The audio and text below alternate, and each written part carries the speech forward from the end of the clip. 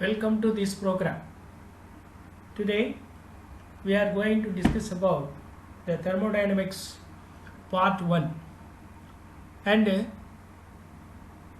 we are going to discuss about UG TRB syllabus thermodynamics unit 5 part 1. First we are going to discuss about system. System na enna? The system is defined as any particular part of the universe about which are interested. எந்த particular இடத்துல நம்ம இன்ட்ரெஸ்டாக இருக்கோமோ அதுக்கு பேர் system. இப்போ நீங்கள் வீட்டில் இருக்கிறீங்க, வீடுங்கிறது ஒரு சிஸ்டம். அந்த வீட்டை சுற்றி இருக்கிறது வந்து surrounding. The rest part of the universe, the rest of the universe is call surrounding. இப்போ பெஸ்ட் எக்ஸாம்பிள், இப்போ சப்போஸ் ஹியூமன் பாடி எடுத்துக்கிடுங்க. த ஹியூமன் பாடிங்கிறது சிஸ்டம். இதை தவிர வெளியே எதெல்லாம் சுற்றி இருக்கோ அது பூரா சரௌண்டிங்.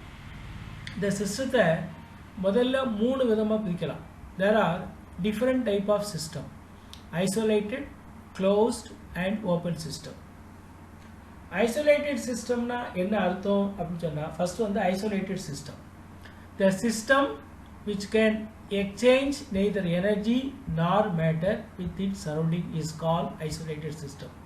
இந்த சிஸ்டத்தில் வந்து it is an isolated system. இதுக்குள்ள எனர்ஜியோ மாஸோ அல்லது மேட்டரோ உள்ளே போக முடியாது, உள்ளே இருந்து வெளியே போக முடியாது. இப்போ உதாரணத்துக்கு ஒரு கிளாஸை வந்து க்ளோஸ் பண்ணி ஒரு water containing vessel, insulate vessel வந்து க்ளோஸ் பண்ணி வச்சுருக்கோம், இன்சுலேட் பண்ணி வச்சுருக்கோம். அப்போ இந்த கிளாஸுக்குள்ளே என்ன போக முடியாது? எனர்ஜியும் போக முடியாது, மாஸும் போக முடியாது, மேட்டரும் போக முடியாது.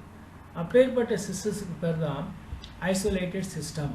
The water contained in a insulated closed vessel. But neither mass nor energy can transfer from system to surrounding or surrounding to system.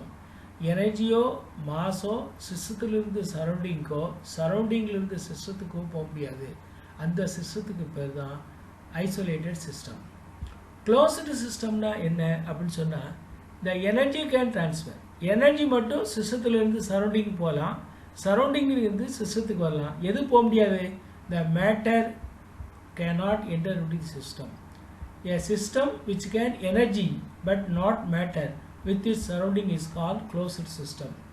Water contained in a closed but not in a isolated vessel. ஒரு டம்ளரில் தண்ணி எடுத்து மூடி வச்சுக்கிறோம். இப்போ இதில் energy உள்ளே போகலாம், வாட்டர் வந்து உள்ளே போக முடியாது, மேட்டர். அதனால் ஒரு சிஸ்டத்தில் வந்து எனர்ஜி மட்டும் can transfer from system to surrounding or surrounding to system அப்படி இருந்ததுன்னா அதுக்கு பேர் தான் closed system. Example, the water contained in a closed vessel. அடுத்து open system. Open system can exchange both matter and energy with is surrounding is call open system. ஒரு எனர்ஜியோ மேட்டரோ சிஸ்டத்துலேருந்து எங்கே போகலாம்? சரௌண்டிங் போகலாம், சரௌண்டிங்கிலிருந்து எங்கே போகலாம்? சிஸ்டத்துக்கு வரலாம். Both can exchange with system and surrounding.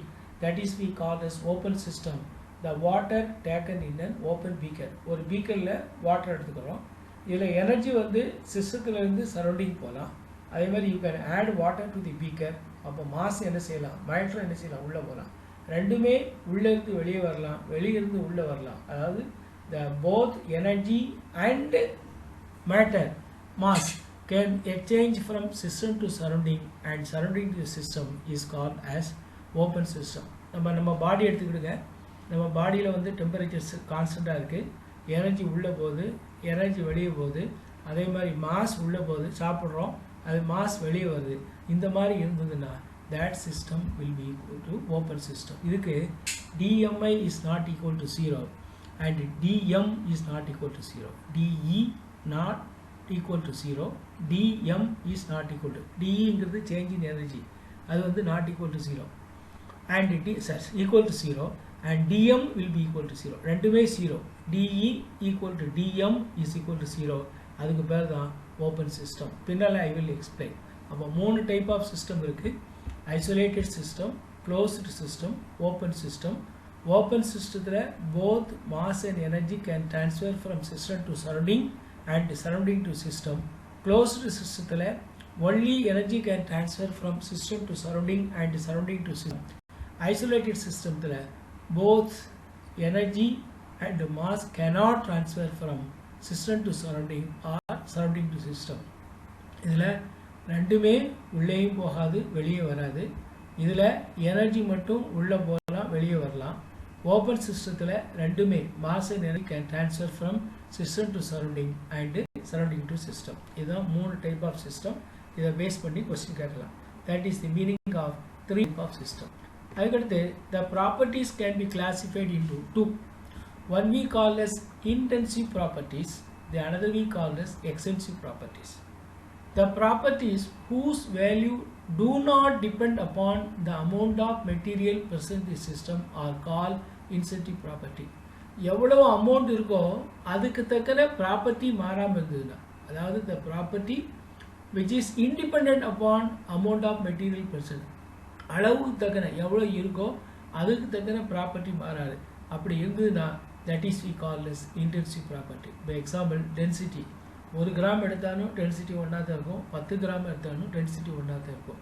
அதுமாதிரி surface tension, specific gravity, pressure, temperature, boiling point and melting point, இதுக்கு எவ்வளோ எடுத்தாலும் மாறாது.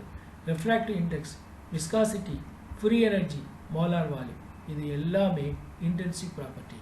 அப்போ இன்டென்சிவ் ப்ராப்பர்ட்டினா the property which independent upon the amount of material present in the system. இது நல்ல யாவச்சுங்க.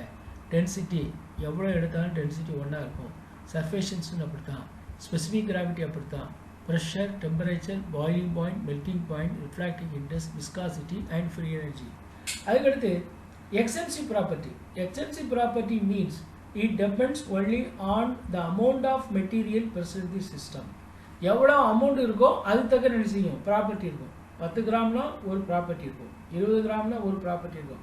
இப்போ ஒரு குறிப்பிட்ட கையளவுக்கு பொருள் எடுத்து வெட்டினா அது 100 கிராம்னா இதை விட 2 மடங்கு எடுத்தால் கிராம் மாறும். அப்போ வெயிட்டுங்கிறது என்னது எக்ஸ்டென்சிவ் ப்ராப்பர்ட்டி. அதே மாதிரி volume, number of moles, mass, free energy, entropy and heat capacity, these are properties of extensive property.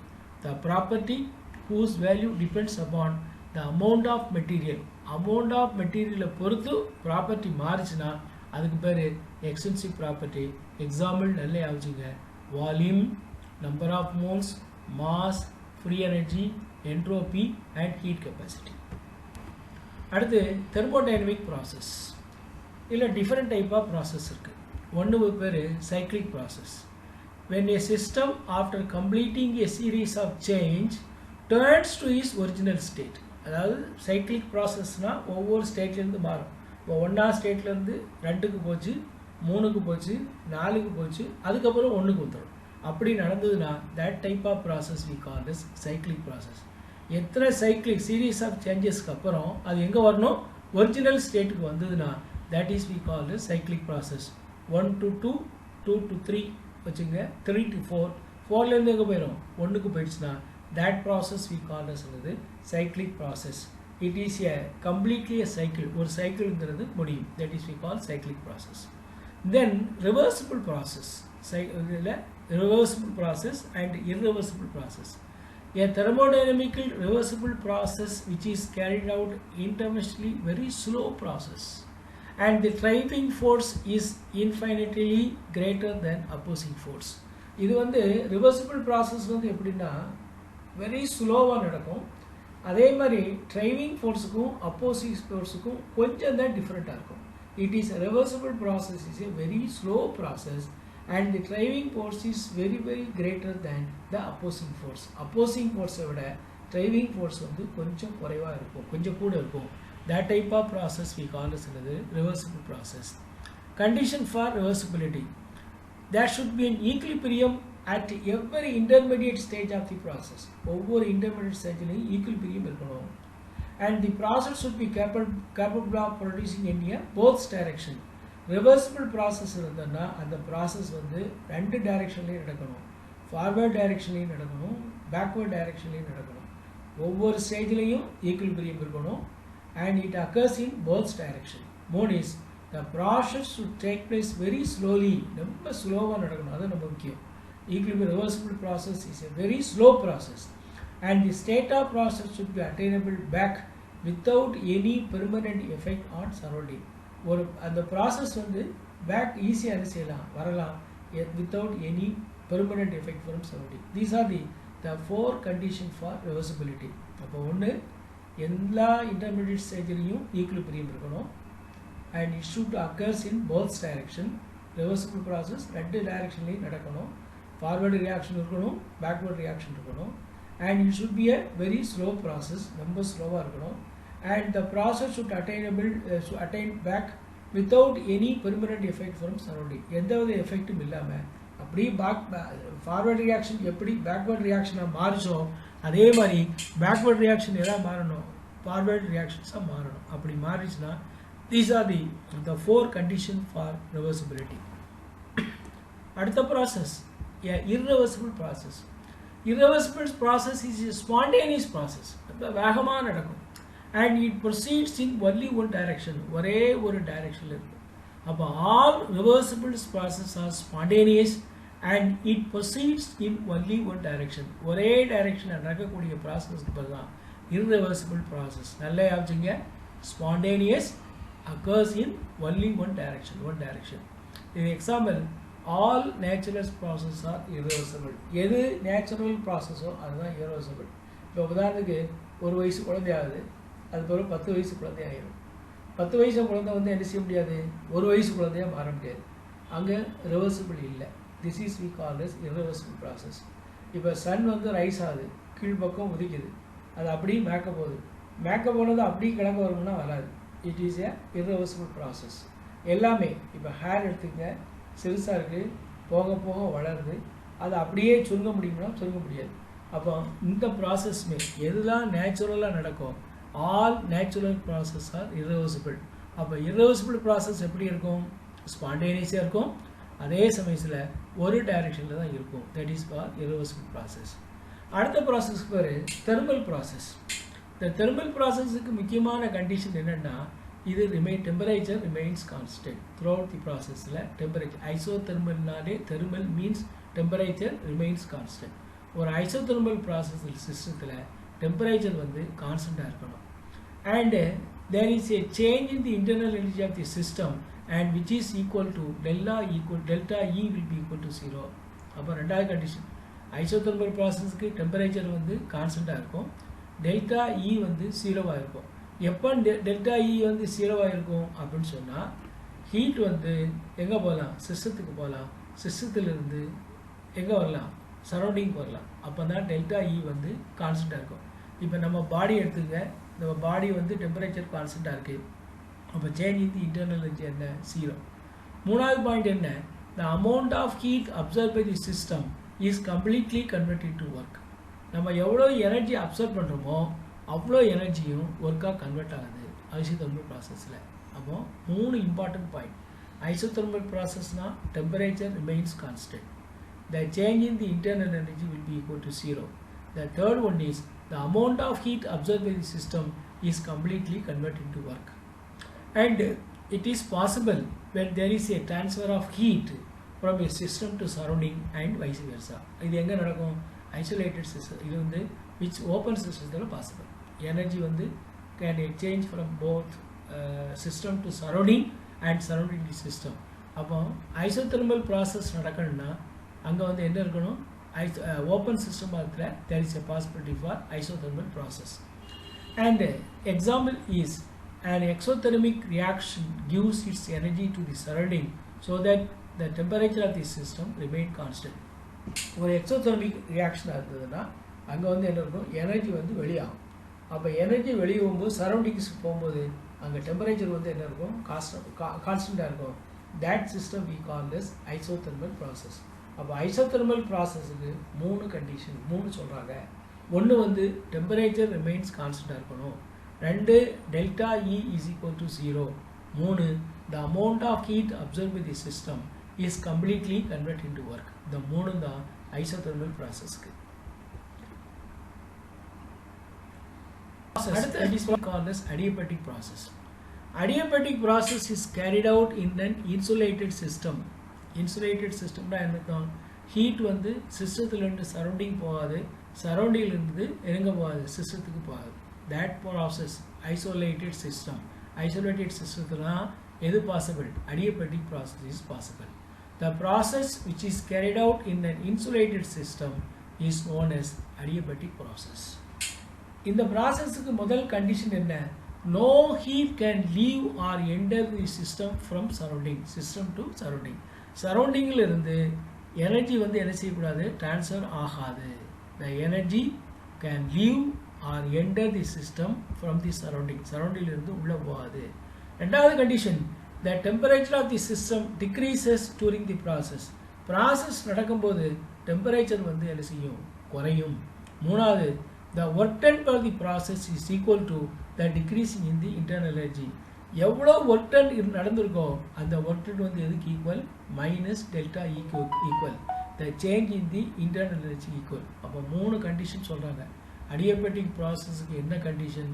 Isolated சிஸ்டத்தில் நடக்கணும். there is no transfer of heat from system to surrounding or surrounding to system. மூணு, the temperature of the system decreases during the process. நாலு, the work done for the process that will be equal to minus delta E. அப்போ this is the main condition for adiabatic process. ரொம்ப முக்கியம்.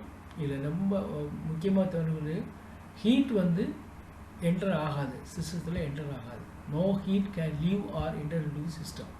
அடுத்து temperature of the system decreases ஆகும். work done வந்து எதுக்கு ஈக்குவல்னா minus டெல்டாக்கு equal. that is we call as adiabatic process. Isobaric process அப்படின்னு சொன்னால் the process is said to be isobaric if the pressure of the system remains constant during the each step of the process. எந்த சிஸ்டத்தில் pressure வந்து கான்ஸ்டண்ட்டாக இருக்கோ அந்த சிஸ்டத்துக்கு பேர் isobaric pressure. அப்போ இதுக்கு கண்டிஷன் என்ன? Pressure of the system remains constant. அடுத்து ஐசோகோரிக் ப்ராசஸ். ஐசோகோரிக் ப்ராசஸில் the volume of the system remains constant during that process. அப்போ ஐசோ ப்ராசஸுக்கு என்ன கண்டிஷன் சொல்கிறாங்க? Volume is remains constant. நல்ல பாரு, ஐசோபாரிக் அப்படின்னு வந்ததுன்னா த ப்ரெஷர் இஸ் கான்ஸ்டன்ட். ஐசோகோரிக்னு வந்துருச்சுன்னா எது கான்ஸ்டன்ட்? Volume is constant. ஐசோதெர்மல்னு வந்துருச்சுன்னா என்ன கான்ஸ்டன்ட்? Temperature is constant. அப்போ மூணு சொல்கிறோம். Isothermal process temperature is constant. Isobaric process pressure is constant. Isochoric process the volume is constant. So far we have discussed 5 different type of process: isothermal process, adiabatic process, isobaric process and isochoric process.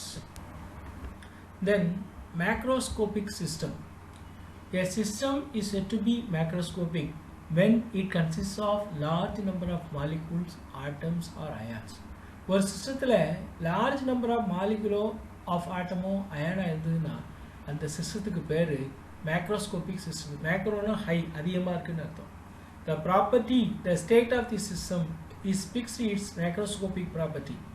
அப்போ இதை எந்த system எதை வச்சு fix பண்ணுறாங்கன்னா macroscopic property. அது உனக்கு தெரியும்.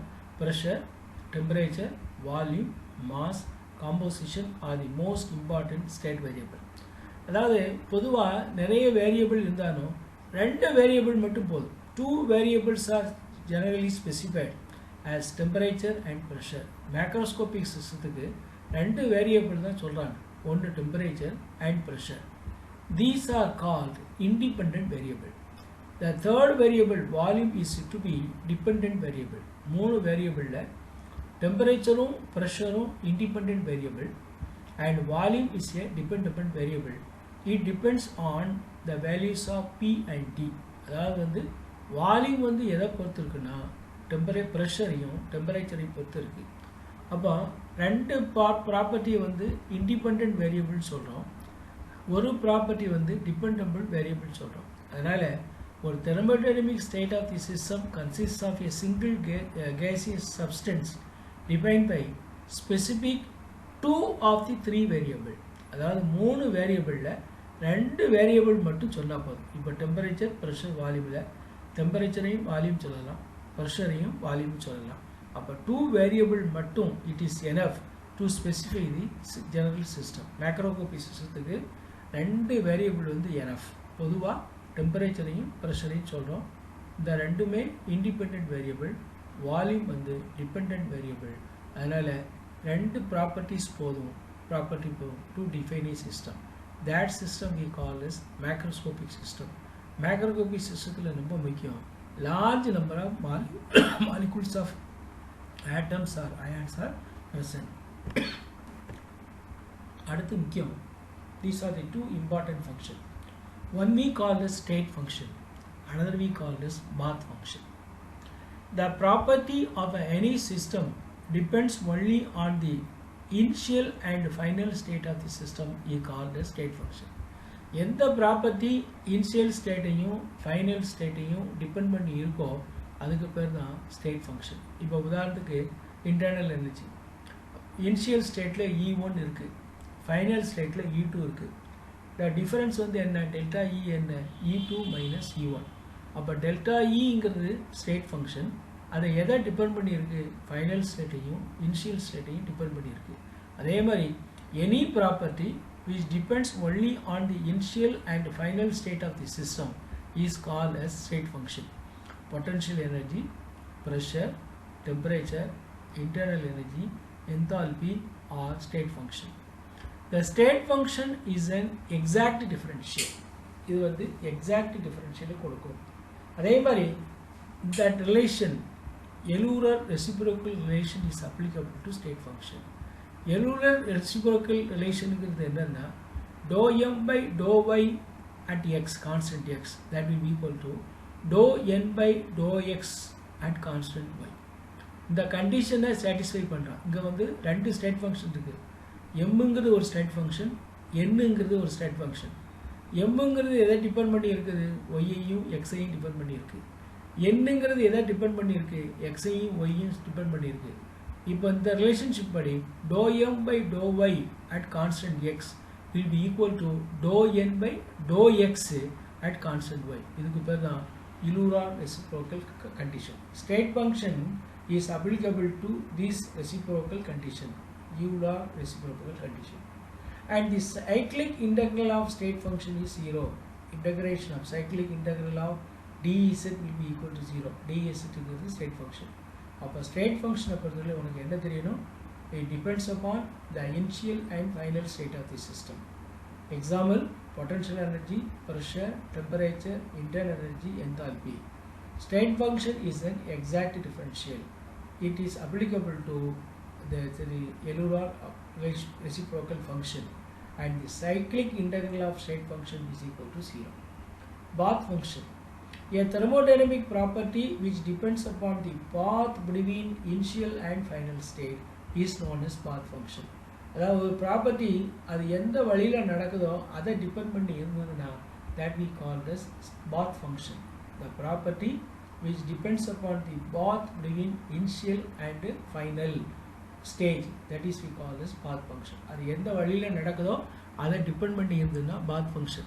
Path functionக்கு ரொம்ப best example we can say work and heat absorbed. Work done and heat absorbed is known as path function. இப்போ இவங்க கார்னோட் தியரம் பார்த்துருப்பீங்க, கார்னோட் சைக்கிள். கார்னோட் சைக்கிளில் எவ்வளோ ஒர்க் கால்குலேட் பண்ணோம்னா அது எதை பொறுத்து இருக்குன்னா அதனுடைய பாத்தை சூஸ் பண்ணியிருக்கும். அதே மாதிரி amount of heat absorb by the system, அதுவும் என்னது பாத் ஃபங்க்ஷன். அப்போ இந்த ரெண்டும் தான் பாத் ஃபங்க்ஷனுக்கு example. Work done, heat observe நல்லா ஆச்சுங்க. ஸ்டேட் ஃபங்க்ஷனுக்கு potential energy, pressure, temperature, internal energy, enthalpy are state function. Work done and heat absorbed is called as path function. இது வந்து என்னன்னா path function is an inexact integral. இங்க எப்படி நம்ம சொன்னோமோ that is called the state function is an exact integral differential சொன்னோமோ அதே மாதிரி இங்க path function is an inexact differential. That is cyclic integral of path function is not equal to 0. இங்க equal to 0 ன்னு சொன்னோம். Cyclic integral of state function will be equal to 0. இங்க cyclic integral of path function is not equal to 0. இதுதான் இந்த ரெண்டும் தான் path functionக்கு example. Very very important.